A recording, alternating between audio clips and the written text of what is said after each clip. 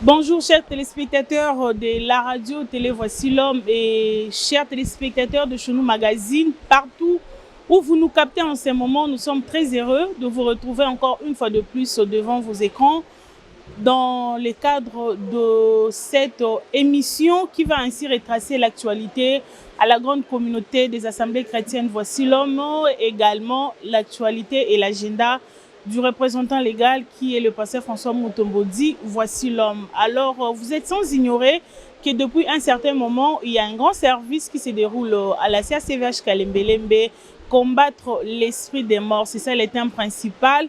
L'enseignement évoluant, nous sommes déjà au point où l'orateur ou le prédicateur qui est le pasteur François Mutombo dit Voici l'Homme nous parle sur le cause de l'esprit des morts. Mais nous parlerons également de l'actualité sur l'enseignement, la nouvelle marche dans la communauté, les nouveaux principes qui sont en train d'être établis. Toutes vos questions, tous vos commentaires, nous en parlons aujourd'hui avec notre invité qui est le représentant légal de la grande communauté, c'est ACVH. Bonjour pasteur François. Bonjour pasteur. Bonne santé, papa.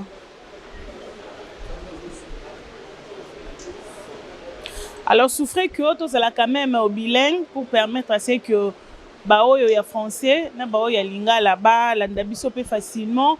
Alors, depuis un certain moment, la CACVH, Assemblée centrale à Kalembelembe, est en plein service pour combattre l'esprit des morts. Mais bien avant Toko Makuna, tous quand même quelques points où est l'actualité makasi ezala na ba réseaux sociaux ezala na kati ya batu les nouveaux principes ou ces rétablissements et doctrine na kati ya communauté ezali ko faire couler vraiment encre na kati ya bandimi.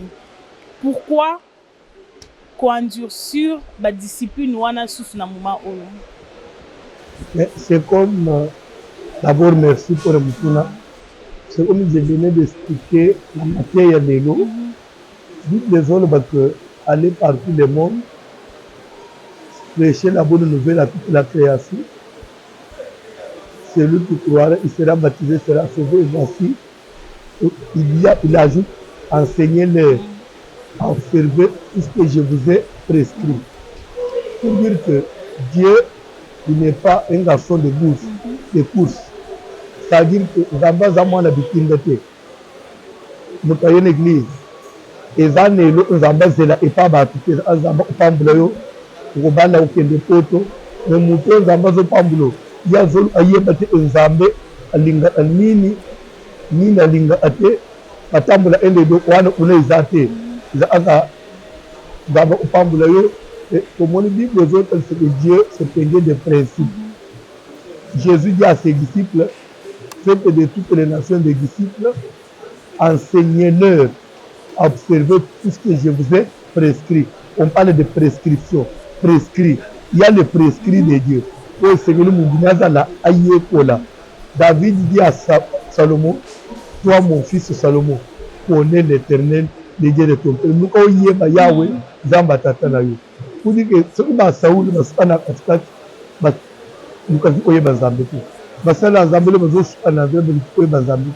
Dieu s'est peigné des interdits et pas dans un but profanation. Il y a des choses, nous avons aussi n'importe comment, et pas dans un but, il y a des choses saintes et les choses profanes.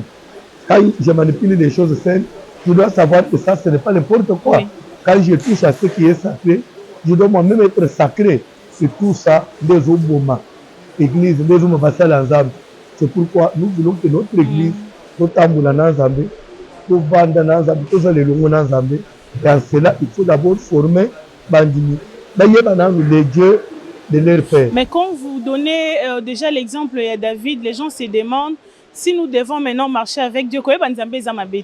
Soit de telle façon que nous est comme à tendre à la perfection et comme à méritocratie. Mais où est la place de la grâce? Parce que David Yemoko Bozali Kotanga, il en a tellement commis des erreurs touchant même Nao et Zali Yakopiksama, Zomosia Batou, Aboma, Asalaboye, Asalaboye.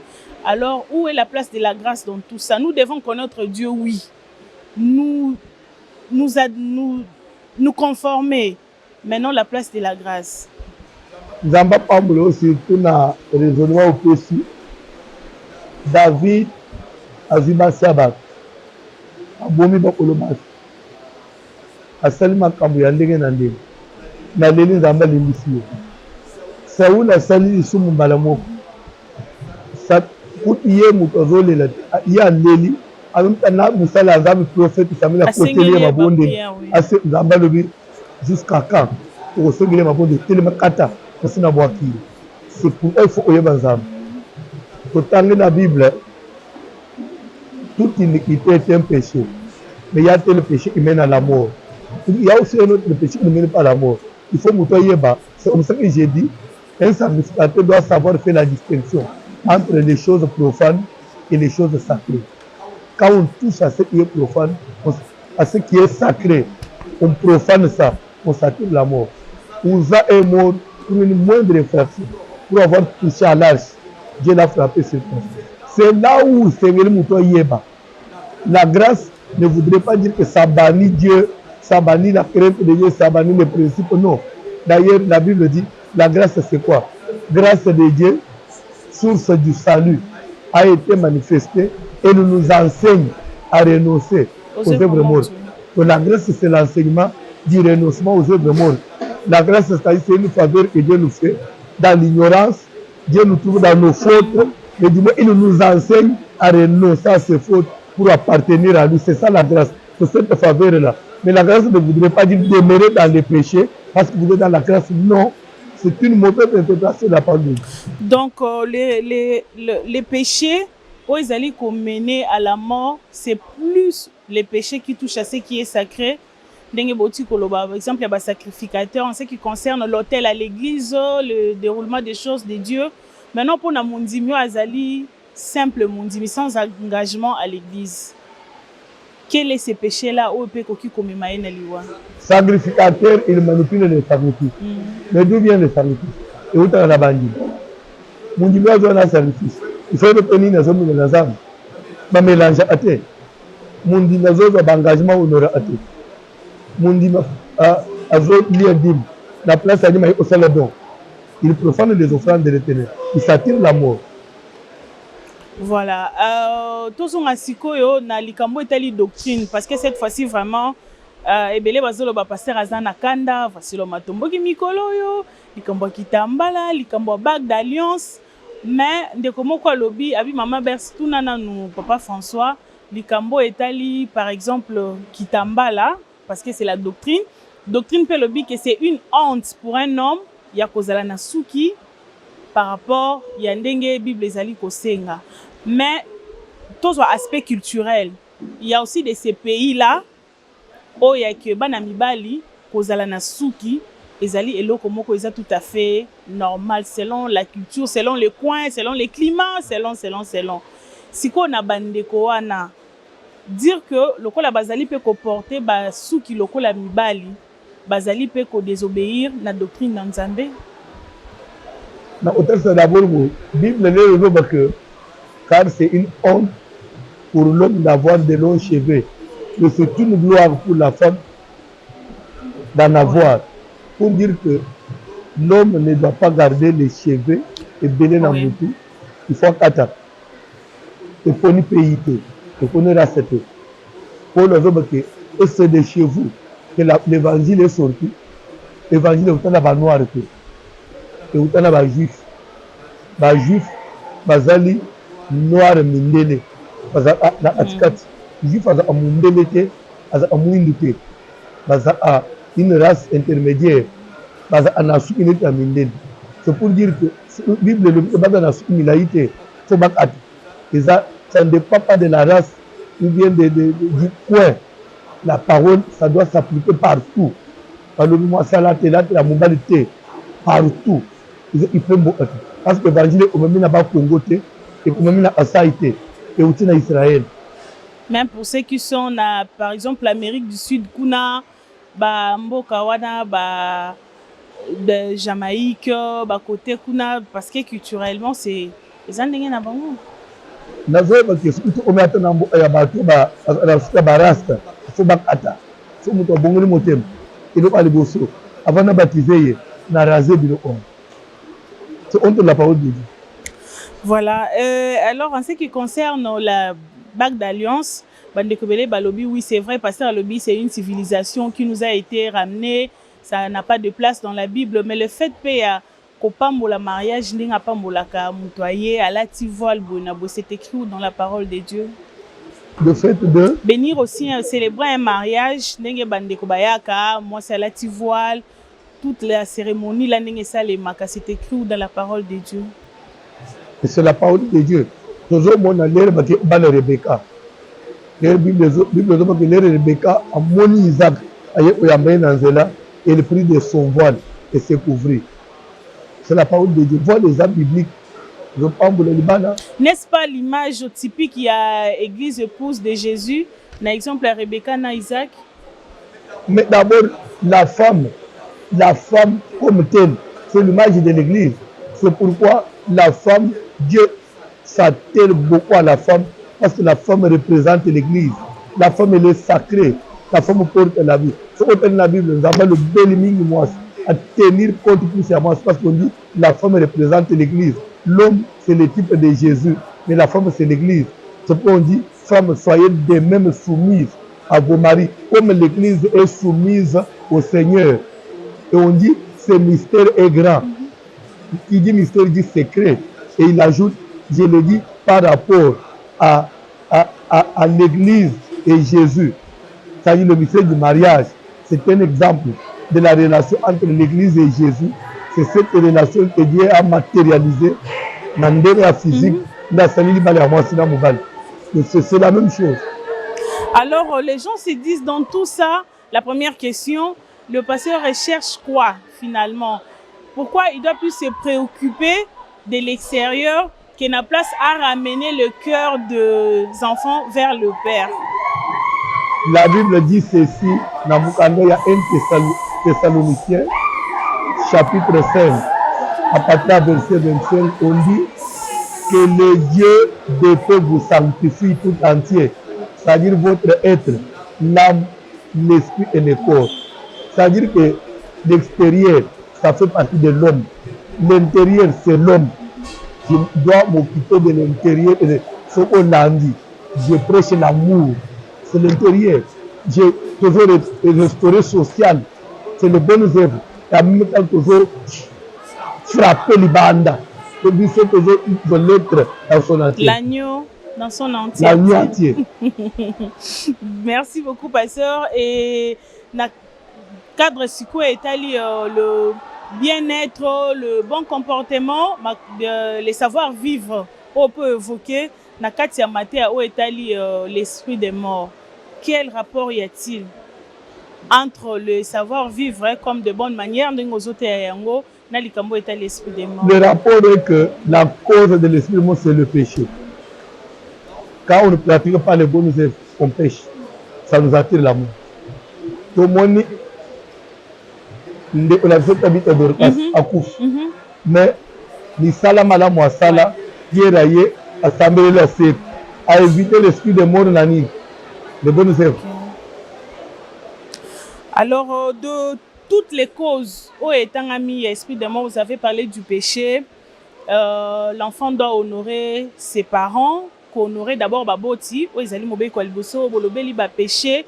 Maintenant, vous en avez Katia Kolobela, la profanation de ce qui est sacré, entre autres les temples, Naba Isensul, Nayango, Ndengenyo Sondenge le Kanaka. Mais aujourd'hui, Liwa Ezokotana Katia Bandimi, à cause de ces pratiques, mais est-ce que les serviteurs de Dieu, d'une manière générale, ils ont quand même de temps en temps cette charge-là, et à côté, par exemple, Mtokoti, Moussala Nzambe, Tala Ezalakabo, Ezalakabo. Vous ne voyez pas que cette responsabilité vous revient aussi d'une part. Dans l'objet, ce qu'on est en église, la grande responsabilité, c'est l'homme de Dieu, qui n'a pas eu le temps de former, d'enseigner. Mais aussi, ce qu'on l'a dit, ce n'est pas sa faute. Lui-même n'a pas été formé, lui-même n'a pas été enseigné. Au moment de Salomon, c'est son père qui lui dit, connais le Dieu de ton père. Il a pris le temps d'instruire cet enfant avant qu'il ait autant de fonction. Il ne connaît pas faire la part des choses, les sacrés et les profanes, parce que Aza enseigné par accident, par crise, parce qu'il n'y a pas de misala au sein des athées, à Matina Batura montagne, mon témoigné, na mutu pas Cécile, Aza prophète, comme pasteur. Là, il y a Batuna, il va au pouvoir, parce que il est voilà, mais il y a quand même des gens, Oyo et Belé Pebatindi, quand même un message Nabongo pour vous dire merci parce que petit à petit, vous allez causer ça quand même batou. Nanzela, même en ce qui concerne Makambo et Tali, téléphone, Nakati église, et surtout que Bela, ministère et voici non plus na combat spirituel. Aujourd'hui, ça quand même batou sur la voie que malgré les combats, mais il y a aussi quand même un certain nombre de principes à respecter parce que comme sans effet moto mais il y a quand même de ces messages là où les gens nous écrivent, commentent, ils disent quand même que non, vraiment beau et savoir. Alors de ces côtés là quand même où les gens apprécient ce qui est positif dans tout ce que vous faites, personnellement ça vous fait quoi? Non, que moi je ne suis pas pasteur d'un ministère. Quand on dit un ministère, c'est-à-dire que le pasteur se focalise dans une particularité. Ça, ce n'est pas un ministère, c'est une église. Non, mais la délivrance, les combats spirituels, mais c'est quand même votre côté fort. J'évolue. C'est-à-dire le côté fort là. C'est ça la particularité. C'est ça la grâce. Il y a des gens qui se focalisent dans sa grâce et ils oublient le reste. Là, ça devient ministère. L'église, toute la parole de Dieu doit être prêchée. Quand bien même notre vraiment point focal, c'est la délivrance. Oui. Mais la délivrance, pour qu'elle soit délivrance, la personne qu'on délivre, il doit d'abord être conforme à Dieu. Qu'est-ce qui a amené qu'il soit prisonnier? C'est parce qu'il a péché. Et le péché, c'est la transgression de la loi. C'est parce qu'il a bafoué la loi de Dieu. C'est pour ça qu'il se retrouve prisonnier de Satan. Maintenant, vous allez le délivrer sans d'abord le laver, sans d'abord lui dire comment réparer avec Dieu pour être délivré. C'est pourquoi il y a beaucoup de défenses qui échouent. Donc, vous pouvez quand même dire aux gens que c'est par amour et par amour de leur salut que Bozali côté à Babiloko. Parce que quelque part, les gens disent si je dis par amour, si je dis par amour, moi je n'ai pas une faveur à faire, c'est par obligation, c'est un devoir. Okay. J'ai un devoir sacré à accomplir. Si je ne le fais pas correctement, je serai jugé. Voilà, merci beaucoup, pasteur. Alors, Nao Etali quand même agenda na Bino, il y avait un programme prévu déjà pour ce mois de septembre na Ngambouya Brazzaville en ce qui concerne le baptême, la Sainte Seine, Mathéa sous la doctrine, tout ça, je ne sais pas comment, il y a changement ou bien le programme. Je crois que c'est reporté pour le mois d'octobre du 23 au 2 novembre. Okay. Nous serons à Brazzaville. D'accord, et en dehors de Brazzaville, il y avait aussi un programme prévu pour le Haut-Katanga. Jusque-là, et Tikala en suspense. J'attends le calendrier. Il viendra à partir du comité directeur. Ils vont me transmettre le calendrier. Voilà, merci beaucoup pour Nabande Brazzaville, surtout pour Bande Komi Tungisa, pour Nalikambo Baptême, parce qu'il y a vraiment du monde là-bas. Batubazo Zela, service à Baptême Messalema, il y a Sainte-Seine quand même selon le norme. Alors, rendez-vous. Au mois d'octobre, fin octobre, début novembre, le pasteur sera là avec vous pour la cérémonie Nyonswana Oyo Bozali Kozelela. Le nouveau programme, au Tikopesa, il y a veillé, au Ezali Peko Kenda, même temps, on a un nouveau groupe. Tozongeli système, il y a un groupe Yakala, mais le programme est Pesami, Mingi plus pour na Babutu. Vous pouvez encore expliquer cela? Et pourquoi ces changements? Parce que na Kalezaki, groupe tel, peut-être, tout à lundi à 14h, après approfondissement, tout côté peut-être place Morobo et tout ça. Donc, chaque groupe fonctionnait un peu d'une manière. Là, vous répondre. Chaque groupe fonctionnait un peu d'une manière, je un dirais, peu indépendante. Un peu autonome. Ouais. On avait de l'espace. Nangam, on a bureau. On pouvait suivre les gens. Faut qu'il y ait un bureau dans le chantier, on construit. Au chantier, beaucoup de gens il faut pour le faire, on était confiné comme ça. Mais maintenant, quand on monte chantier, on a déjà tofungola déjà bato bana eza alire esi tokei na ngambu misala nyonso esala. Ok, alors il faut yeba ke nombre ya bato eza bango lelo nakala différence église ekoli bato bayesusu ebele koleka plasa otya bato eza te. Alors okoki suki kobandela baprogramme wana ndenge opesaki groupe na groupe et selon jour nango? Nous avons 3 groupes. Le premier groupe est le groupe ezotala makambo lié à la famille, les liens de famille et les songes compliqués, les songes rétrogrades. Premier groupe, ezobanda lundi na butu. Deuxième groupe, les gens qui ont des cas de stérilité, complications de maternité, akufela kabana, aba fausse couche ou bien maladie à famille, diabète, attention. C'est un groupe B, bien groupe 2. C'est ce groupe où les autres sont mardi na butu. Groupe C, bien groupe 3, les autres ont beaucoup de déception, combat lié à mariage, célibat prolongé, phénomène mari et femme de nuit, mercredi na butu. Alors, avant de frôler le programme, il y a JBB rencontre, il y a le 5 octobre. Je sais que nous aurons une émission en large par rapport à JBB en Omoko. Alors, avant de l'Obelawana, par rapport à système au système à Kozongela, système ya ba groupe wana. Qu'avez-vous réellement remarqué na Katia Bandi? Et le on est basala kango et dans le bénéfice. Ce que le côté désordre, ça ne paye plus. Ça fait comme un message. On arrête d'abord. Pour changer ce vision. D'accord. Et la communauté, pasteur, comment elle se porte? 2 ans déjà, bien que cela n'a pas été célébré d'une manière particulière, comment se porte la communauté CACVH? Dans le lobby, il y a 2 ans, il y a grâce, il y a beaucoup de Zambie autour de Zambie parce que 2 ans exploit. Les l'OCAC, tout le monde en parle. Les gens, à tout le monde, tout le monde parle de la CAC, mais c'est plus centré sur l'Assemblée centrale. Mungonga voici le maison qui est né. Na ba réseaux sociaux. Et ça bat musu sukutu aibi voici le mais pasteur wana ya excusez-moi l'ancienne communauté pasteur wana ya communauté boye. Peut-être faut que yebisa que non. Te azara susukuna te akomi sikoyo CAC bandi ko expliquer.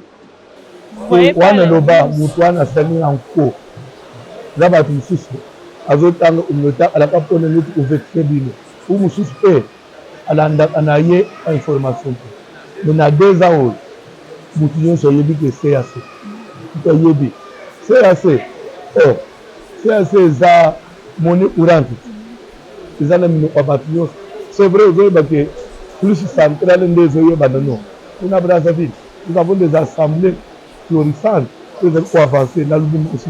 Parce qu'on a porté les lots. L'Assemblée de la santé, allez aux États-Unis, dans Iowa, l'église est déjà pleine les amis. C'est le visionnaire. C'est au visionnaire de présenter la vision. Et c'est cette vision qui fait qu'elle peut faire la multiplication dans l'Assemblée. Et comment évaluez-vous les nouvelles assemblées, les nouveaux pasteurs qui ont été envoyés par-ci, par-là? Parce qu'il y a des fois, ils évoluent bien. Le 5 octobre, rencontre à JBB. Je pense que si je ne me trompe pas, c'est ça sera la 2e édition depuis Tozali, CAC. L'autre édition, c'était l'année passée, avant, je crois, la mini-fête de Juifs. Maintenant, Oezali, 2e édition. École Kandengeni. Souci na biso ezali to vulgariser yango. JBB zonga na ampleur nango. Mais depuis Bozoloba, ezonga, balobi, quand vous étiez dans l'ancienne communauté, ezalaki kaka bazobunisa JBB, descendre sala boye.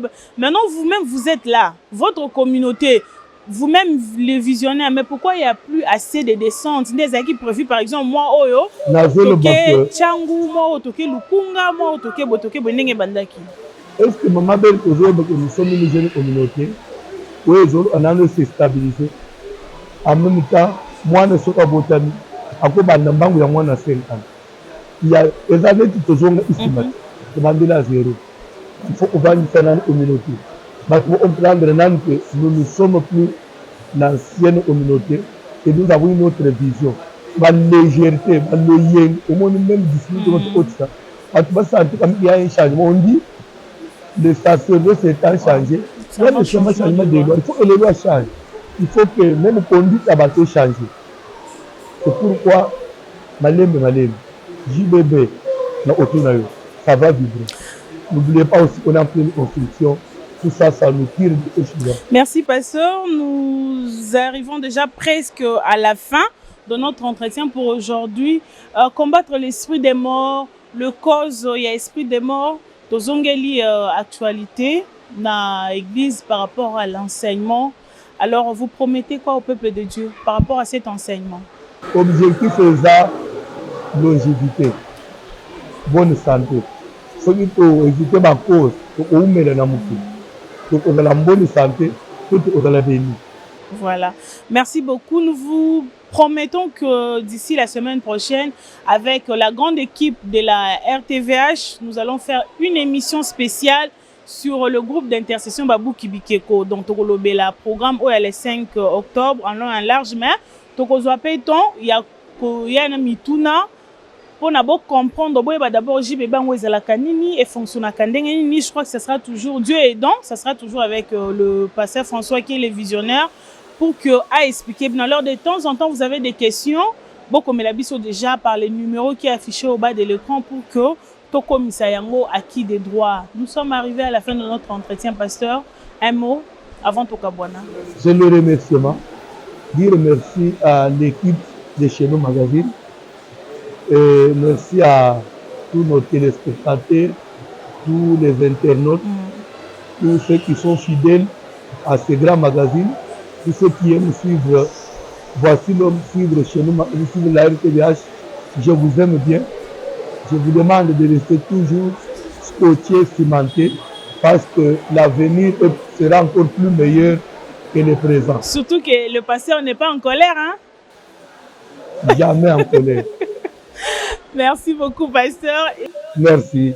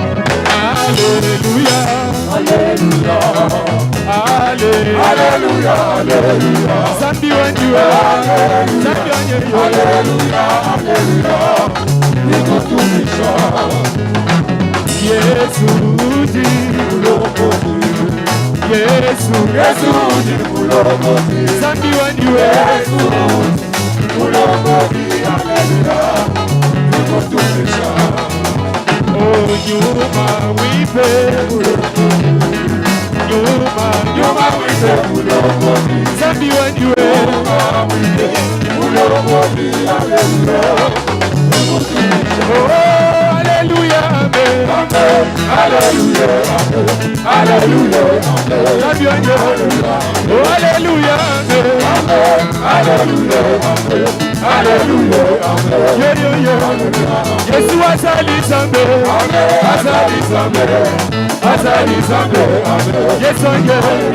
Yesu asose wanye. Lelele. Yesu munganga wanye. Lelele. Yesu asose wanye. Lelele. Oh, pambola lole.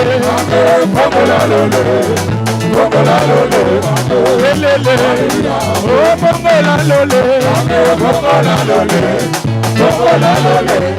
Lelele. Bisoto beti maboko.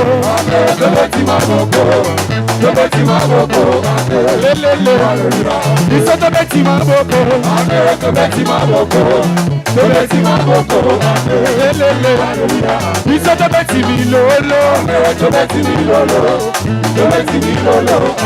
Lelele. Bisoto beti yese. Lelele. Oh, voici l'homme.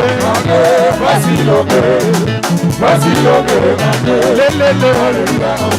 Voici l'homme.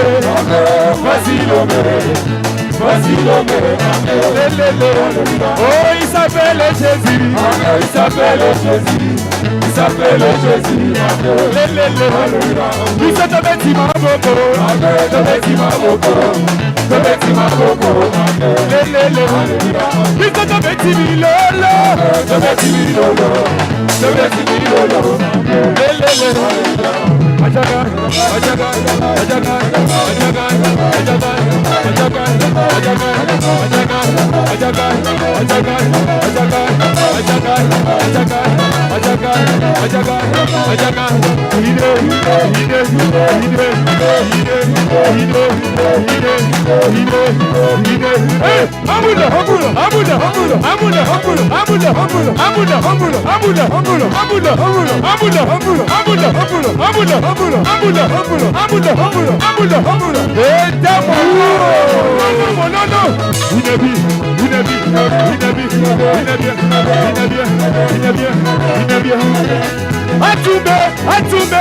Atumbe, yes,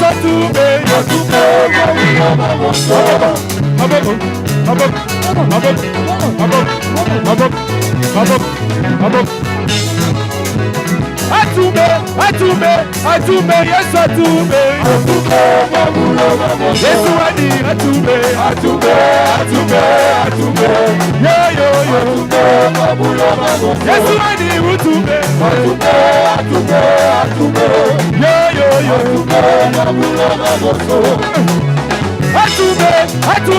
Atumbe, yes,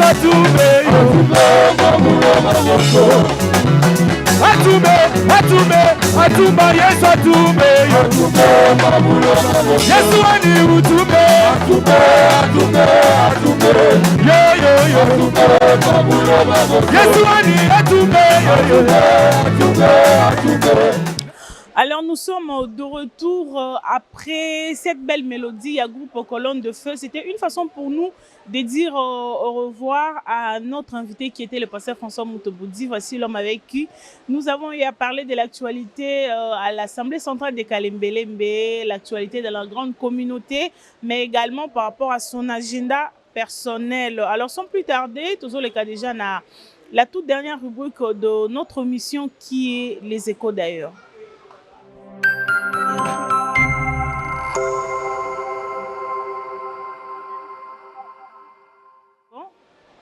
Alors, le tout premier élément, on a cadre et à rubrique sur les échos d'ailleurs, Ezali Bongo, cette descente qu'a effectuée Madame Nathalie Songa dans un des orphelinats de Kinshasa. Ezali Bongo na commune ya Selemba en date du 1er septembre 2024 et pas Iwapi Amema qui ba fourniture scolaire pour préparer une bonne rentrée scolaire et à les orphelins. Obakuta Mikuna na orphelinat, le cœur de la compassion. Alors, retour en image, question de vous montrer ce qu'a été cette descente. Et ça, toujours dans le cadre, il y a une œuvre caritative, ou fondation Natso Lisungi et Salaka.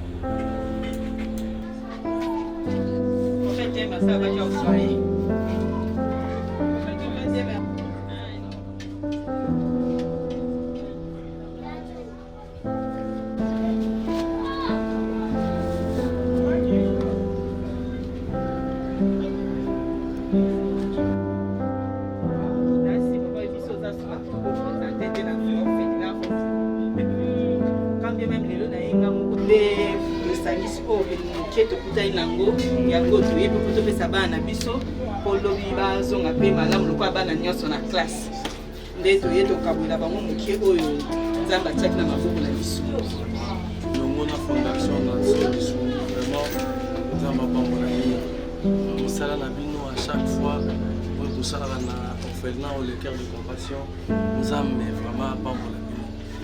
Je suis certain que en tout cas les bienfaits n'est jamais perdu. Nzambe oyo apambolaka bato afutaka bato en tout cas akofuta misala nyonso ozosala oyo. Moi, nous ne pouvons que vous dire merci, très sincèrement merci pour la bolamu nyonso. Merci. Tout ça c'est symbole.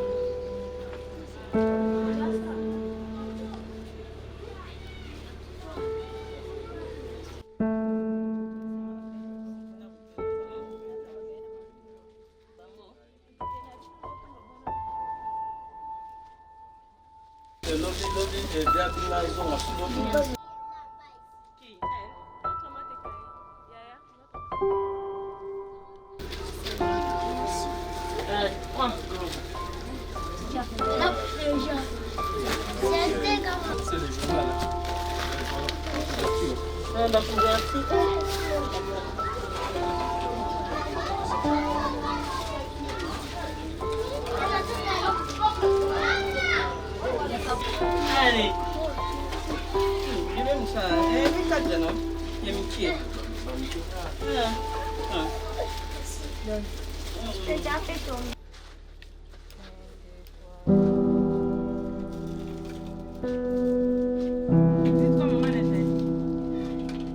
Bénisse maman Nathalie. Maman Nathalie ne manque pas d'argent. Hein? Pour qu'elle puisse venir vous rendre visite, il faut que Dieu la bénisse. Là pourquoi on dit à Dieu, bénis maman Nathalie dans tout ce qu'elle fait, dans tout ce qu'elle entreprend. Prions au nom de Jésus. Priez, priez, priez. Seigneur Jésus, je remercie tes saintes mains, sa fondation, Dieu des grâces, je prie éternel mon Dieu, que ta bénédiction, que toutes tes richesses éternelles réservées pour tes enfants, Seigneur, soient son partage. Éternel notre Dieu, il est écrit, vous servirez l'éternel votre Dieu et vous bénira. Seigneur notre Dieu, aide tes sœurs, Seigneur, avec l'épée que tu nous donnes, Seigneur. Raison pour laquelle, Éternel, je prie en ces moments, ensemble avec fondation, Seigneur, notre Dieu. Ouvre les portes des cieux, Seigneur Jésus-Christ, qu'elle ne manque derrière, Éternel, notre Dieu. Tu vois la volonté qu'elle a, Seigneur Jésus, chaque fois passant, Seigneur Yahweh. Comme il est écrit que fidèle dans les petites choses, il le sera dans les grandes, Éternel. Permets, Seigneur Jésus-Christ, que de là où elle est, Seigneur, tu l'amènes encore plus haut pour ta gloire. Au nom de Jésus-Christ de Nazareth, que tous les combats de l'ennemi, Seigneur, se sont tous sur son chemin, te rencontre toi, Éternel, notre Dieu, soit son protecteur, sa protection et sa sécurité. Dans le nom de Jésus-Christ de Nazareth, nous avons ainsi prié. Amen. Amen. Alors, la gloire de Dieu. Bonjour, maman présidente. Bonjour, Madame Berthe. Alors, Chez Fondation Natso eza ko se comporter. Voilà, Fondation Natso ezo évoluer nango bien na ngolo ya Nzambe. Ndenge bino omoni lelo toye kotala bana na biso toyekelo beta rentrée scolaire et toye ko visiter lelo orphelinat Cœur de Compassion et toye kotikela bango mokie oyo Nzambe atia na maboko na biso mpo bango mpe bazonga classe okoya bana nyonso. Bon, biso baporte eza yango ya ofungwama, moto nyonso akolunga asoutenir fondation, asoutenir bana baorphelin, bayaka baorphelin te tosoutenir voire même bavef, bamalade et tout, akoki kocontacte biso, baporte eza yango grandement ouverte. Moko na kosukisa nasengi kaka na olaseka appel na bato nyonso ya bonne volonté bao nyonso bazala besoin soutenir fondation, soutenir bana rentrée scolaire yango ntango mosusu biso tomemeli bango mpo ezala mpe insuffisant me bakoloba boye te bakoki mpe kocontacte bango, bakoki mpe koya kosoutenir bango. Bon, na oyo biso toyaki nango lokola état de besoin Nzambe asungaki en tout cas tokokisi oyo nyonso bana basengaki oyo nyonso toyebi ke bana bazongela classe uniforme cahier ketch et tout en tout cas tokokisi yango mais bana mpe baotanga classe bazala mpe na besoin ya minerval bafrais mosusu ya mike ezanga toujours te et bana bazala nango toujours besoin baoyo Nzambe akopesa bango bakoki wana bakoki toujours toya kosoutenir bana. Voilà, c'était là Madame Nathalie qui était au micro de Chenou Magazine, mais vous avez suivi également le responsable de l'orphelinat qui a également lancé un cri Yako Senga toujours lisungi pour na bandeko banyiba sunga ba orphelin. Peut-être yo posa à Posawana, mais tu ne sais pas par où commencer. Peut-être tu aborder orphelinat nini. Alors qu'on contacter biso, toko kotisa yo en contact na Madame Nathalie Songa. Na cadre ya Fondation Natso okomimela bango pe babiloko na yo za nango de telle sorte que basangisi na o ya bango soki pe okolinga pe accompagner bango yo kaka soki pe olinga na bango ba kena bango kosala car c'est Dieu qui voit yo pe kaka. Donc c'est un peu ça, c'est une fondation où ils ont sala musala moko kitoko makasi et ils ont sala ce que makambu et kende liboso et toujours na cadre ya savoir vivre na cadre ya kosunga batu les œuvres, les bonnes œuvres car yonde et ko accompagner biso mokolo na biso ya suka na se na moya en passant déjà tozali kosala un clin d'œil à Madame Nathalie Songa qui est la présidente internationale. En deuxième position déjà nous prenons la direction Massine sans fil à la CACVH Bekatef et Paiwapi Glossema première édition et Banda Kibongo et clôture Nayango et Selema Kibongo Mokolo ya dimanche 22 septembre 2024. Mais avant la clôture, les représentants légaux de la grande communauté CACVH avaient effectué la descente là-bas. Question Kokindeko Pambola Glossema, première édition. Donc, cette grande convention, où ils allaient dénommer la gloire de la deuxième maison, sera plus grande que celle de la deuxième avec le pasteur Crispin Kakana. Donc, tous ont une image sur ce qu'a été cette descente guerre illégale. C'était en date du samedi 21 septembre 2024. Amen. Grand thème Ezolo Belalikolo, il y a la gloire de la seconde maison qui sera plus grande que celle de la première. Webi lera na medita verse wana na pesa akanza mberezo. Amen. Alléluia. Amen. Ce qui tolingi tolobela sur la gloire de la seconde maison, okomona que depuis Genèse, soki tozokita ti lelo nzambe abandaki deja koprepare ke gloire ya ndako ya mibale il faut elekaka ya liboso. Nazopesa exemple, ndako ya liboso eza nini?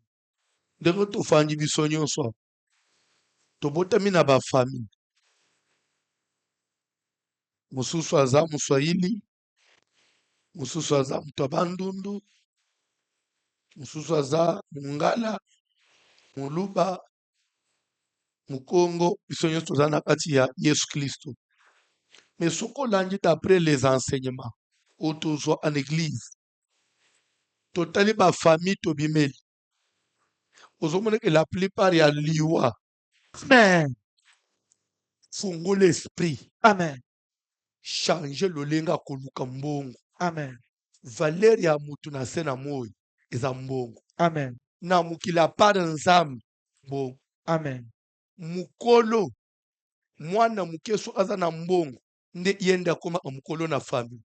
Okomona yo yaya ya liboso ofanjawo mutu azobela basote pa na yo. Nzo ande mutu azobela za wapi awa na masini. Yo yaya ofanda wapi? Ofanda na quartier 1. Leki afanda ana ipene maza ana mbongo. Okomona ba leki pa na yo. Bakepa mutu aipene. Mutu aipene na sakomi awo. Ndena sababu bobosa ni ya Justine. Yozwe okoma 13h okuti deja leki ya ipene na sa selema amunyos. Osotre mutu aipene oyakere nini? Obaye uzwanga na 5h. Mendeke nini ngai boye 15h. Epano bakoyele 5h ya nini? Mutu aipene yena mutuka. Amemi yena hôpital. Futi examen. Afuti nyonso. Yo ya akaka kotal. Bakoyebiselo avant. Ya tine nini? Mukolo ya mpiaka. Aza mukolo te. Okozala yaya ezanga tina. Banda kotinda yo bitinda na matanga. Ndo mwana ayaya mobimba. Azo welela ende kosomba pondu. Boy pass na se ya se. Amen. Boy pass to boy. Amen. On dit la gloire de la deuxième maison. Vous savez quand on dit gloire? Gloire elingi olobanini. Nkembo. Amen. Nkembo elingi olobanini. Botombo ami. Amen. Botombo ami elingi olobanini. Grandeur. Amen. Succès. Amen. Tabusulia bazo ba gloire yozo ese gloire eza ko sauter. Gloire eza ko bonga. Amen. Elingi koloba ke ko bonga ya mbalo. Il faut le koto zalaka nango. Lala. Il faut to bonga. Amen. Bandimi ya makolo basila na église. Ba impression na biso oto koloba eza esengo makasi ya komona papa na biso quand même à chaque fois que tobengaka ye ateniraka compte d'abord ya milieu te azotenir compte ya position même ya église te mais ayaka korépondre. Alors c'est une chose oyo elekelaka biso makasi na komona présence ya papa vraiment. C'est pourquoi toza sûr que ndenga ye boye et aye ko visiter biso vraiment tokopambwama. Ok. Grossièrement, c'est un sigle. Et là, la gloire de la seconde maison. Alors, ce que tu as expliqué en gros, c'est un peu vaste.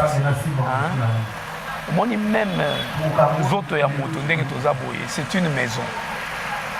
C'est une maison de Tokoloba. Tu as une famille différente. Tu vivras peut-être. Alors, c'est pour nous une première maison. Mais Yesu là comme Seigneur et Sauveur. Et comme ici, il y a Mibale.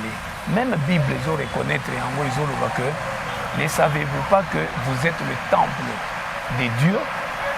C'est-à-dire, nous autres, nous sommes le temple et en Zambie. Mais le diable a utilisé auparavant, quand nous avons une famille, c'était une première maison. Mais cette fois-ci, en Jésus-Christ, c'est une deuxième maison. Alors dans cette deuxième maison, maintenant comme nous sommes en Jésus, maintenant la gloire de Dieu, que la gloire de Dieu puisse se manifester maintenant en nous. C'est pourquoi Tolobi Glossema. Et en plus de ça, nous sommes dans une nouvelle communauté, la CACVH. C'est pour nous une deuxième maison. Et nous avons espoir que dans cette deuxième maison, nous allons vivre Makambo Ebele. C'est pourquoi nous dénommons qui en gros la Glossema, donc la gloire de la seconde maison, première édition. Et pour ça là, Milulu Moko annuel. Nous allons célébrer en gros annuellement. Ça c'est une première édition. Il y en aura une deuxième, une troisième et ainsi de suite. Mais c'est pourquoi Tobenga qui c'est papa. Je crois que la deuxième peut-être, ça la coller quand même Awa. Oui, les difficultés ne manquent jamais. Difficultés à Liboso, Tokutana Kinayango. Moi je dirais que ils ont d'abord thème Yango. Thème Yango, j'ai pris le temps de prier. Naïeba dit qu'il faut organiser Miloulou. On a 2 ans au Tokokis. Maintenant, j'étais concentré dans la prière. Dieu ne m'a pas répondu. C'est juste un mois que j'ai eu cette révélation. Alors, pour moi, c'était une difficulté. Je voulais même changer le thème. Mais on va essayer. Et on a essayé quand même de répondre. Voilà, c'était là les images qui nous ont été rapportés par le frère Richard Ndaya ainsi que le frère Eskikonda. Et c'est par ici que nous mettons un terme à notre numéro d'aujourd'hui de Chenou Magazine. Et nous vous donnons rendez-vous déjà la semaine prochaine pour un autre numéro avec plus d'actualités et de nouveaux éléments. Entre-temps, que l'Éternel Dieu continue à nous protéger tous. Un grand merci à l'équipe technique qui m'a accompagné. Frère Richard Ndaya qui était au four et au moulin, assisté par le frère Daniel et pourquoi pas aussi frère Patrick du ciel du côté montage technique, sans oublier toute la grande équipe de Chenou Magazine, la grande famille, sœur Becky Kabongo, sœur Percy de Dibondo, sœur Jimmy et tout le monde, la grande famille de la presse. Voici l'homme. Nous vous disons également un grand merci pour l'accompagnement et le coup de main. Entre-temps, moi je vous donne rendez-vous la semaine prochaine pour un nouveau numéro. Restez fidèles au programme de la radio-télé. Voici l'homme. Au revoir.